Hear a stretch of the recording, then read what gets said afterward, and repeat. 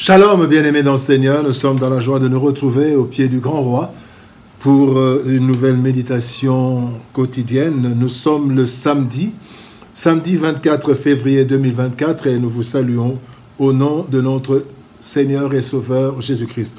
Pour notre dernière méditation de cette semaine, nous allons lire dans l'Évangile selon Jean. Jean 1, verset 12, nous allons lire dans deux versions. Dans lui second, il est écrit: mais à tous ceux qui l'ont reçu, à ceux qui croient en son nom, elle a donné le pouvoir de devenir enfants de Dieu. Et dans Parole de vie 2017, il est écrit: pourtant certains l'ont reçu et ils croient en elle. À ceux-là, la parole a donné le pouvoir de devenir enfants de Dieu. Le pouvoir de devenir. Le pouvoir de devenir, tel est le thème de notre méditation de ce samedi 24 février 2024. Bien-aimés dans le Seigneur, atteindre ou acquérir un certain statut ou une position sociale n'est pas toujours aisé. Plusieurs fournissent beaucoup d'efforts et d'autres même empruntent des voies obscures pour atteindre à tout prix leurs objectifs.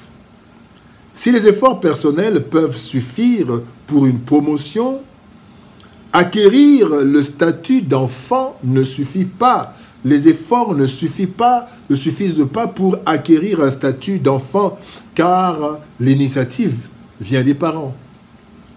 Le texte de ce jour nous parle de l'acquisition du statut d'enfant de Dieu. Bien que ne dépendant pas de nous, ce processus requiert notre participation en vue de déclencher le pouvoir indispensable à ce miracle divin de devenir enfant de Dieu.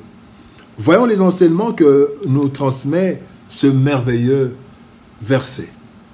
La première chose que nous voulons voir, c'est recevoir et croire. Il dit à tous ceux qui l'ont reçu, à ceux qui ont cru. Recevoir et croire. Actes des Apôtres, chapitre 8, verset 37, nous dit: Philippe dit, si tu crois de tout ton cœur, cela est possible. L'eunuque répondit, je crois que Jésus-Christ est le Fils de Dieu. Bien-aimé dans le Seigneur, il est évident que personne ne peut croire en Jésus-Christ s'il n'a pas reçu la parole de Dieu, s'il n'a pas entendu parler de lui. L'eunuque éthiopien a commencé par entrer en contact avec la parole. Il est en train de lire Ésaïe, le livre du prophète Ésaïe, et il ne comprenait pas exactement, mais il était en contact avec la parole. Il y a donc deux grandes étapes pour déclencher le processus de la nouvelle naissance et de la conversion. Première étape, c'est recevoir la parole de Dieu, les Saintes Écritures. Dans Romains chapitre 10, verset 14, il est dit: « Comment croiront-ils en celui dont ils n'ont pas entendu parler ?» Nous voyons la nécessité d'exposer la parole de Dieu à tout le monde. Nous n'accepterons jamais, personne n'acceptera Jésus s'il n'a jamais entendu parler de lui. Première chose, c'est recevoir, à tous ceux qui l'ont reçu, recevoir la parole. Mais aussi, il ne suffit pas de recevoir, il faut encore croire. Deuxième étape, croire en l'évangile. La foi vient de ce qu'on entend, selon Romains chapitre 10, verset 17. Encore faut-il croire. Philippe dit à l'eunuque éthiopien: si tu crois de tout ton cœur, cela est possible. Si tu crois. À ce niveau, il y a 4 opérations pour croire. Il y a d'abord la raison. La raison, donc, de l'intelligence. Bien-aimés, nous devons entendre et comprendre les Écritures. Il y a l'intelligence qui intervient. Mais il y a aussi l'action du Saint-Esprit pour nous convaincre. Selon Jean 16, 8, il est dit: le Saint-Esprit, quand il viendra, il convaincra le monde. La troisième chose, c'est l'attraction du Père. Jésus-Christ dit dans Jean 6, 44, « Personne ne vient à moi si le Père ne l'a attiré. » Et enfin, la dernière chose, il y a la réponse. Parce que nous comprenons, le Saint-Esprit nous convainc, il y a Dieu qui nous attire, le Père, mais encore faut-il croire. Et l'eunuque éthiopien dit: je crois que Jésus-Christ est le Fils de Dieu. Donc la réponse individuelle. Bien aimé, cela peut se faire le même jour.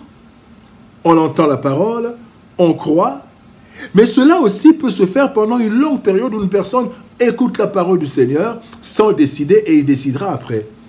Donc, recevoir et croire. Alors, quand on reçoit et qu'on croit, deuxième chose, c'est l'acquisition du pouvoir. À ceux qui ont reçu, à ceux qui ont cru, il leur a été donné le pouvoir.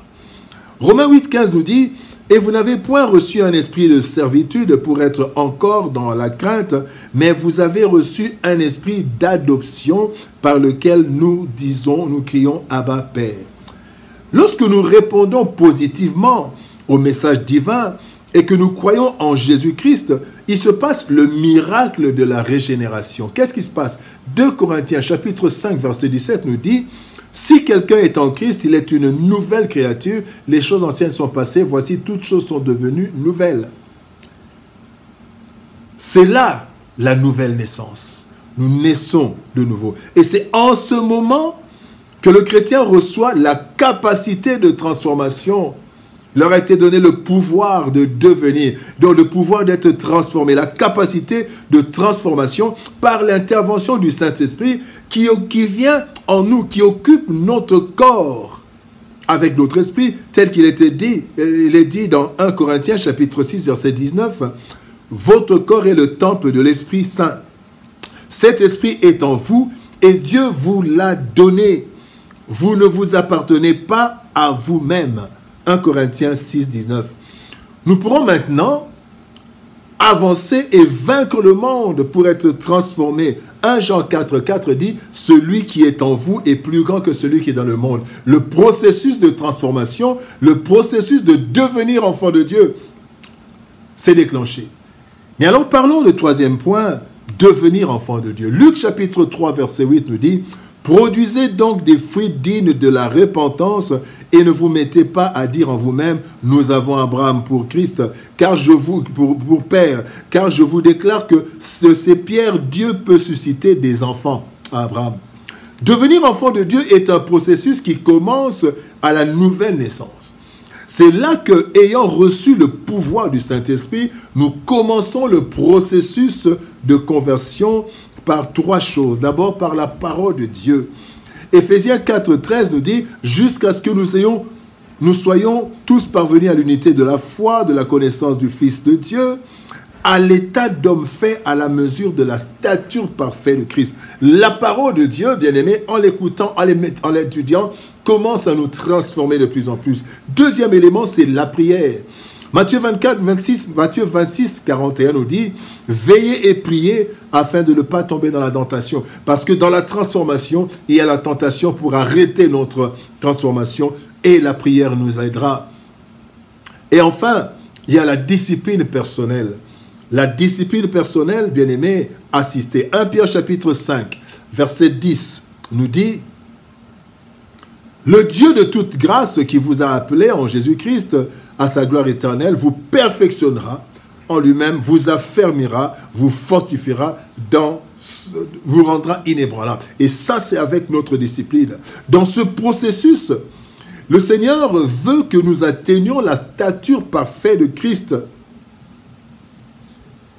Car nous ne pourrons jamais atteindre totalement la perfection. Nous y aspirerons toute la vie en veillant à ce que notre progression soit continuelle, comme Paul est en train de dire dans 1 Timothée 4,15. « Occupe-toi de ces choses, donne-toi tout entier à elles, afin que tes progrès soient évidents pour tous. » Bien-aimés dans le Seigneur, la vie chrétienne est un processus divin de transformation du non-croyant en enfant de Dieu, et cela pour l'éternité.